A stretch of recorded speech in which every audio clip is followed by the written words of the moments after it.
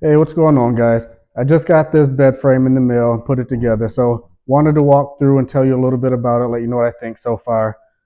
First of all, I want to say it is really lightweight, but it feels really sturdy at the same time. So that's always a plus. It's super simple to put together.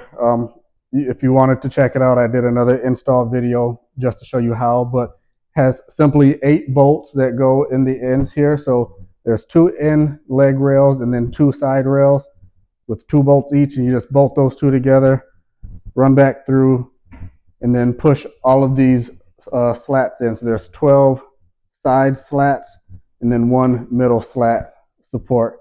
So super simple.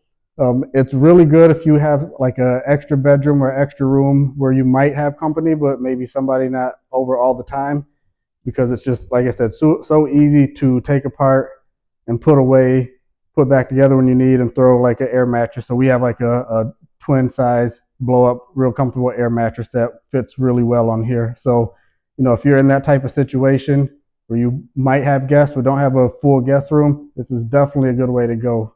For the price, it doesn't hurt at all to have it sitting around.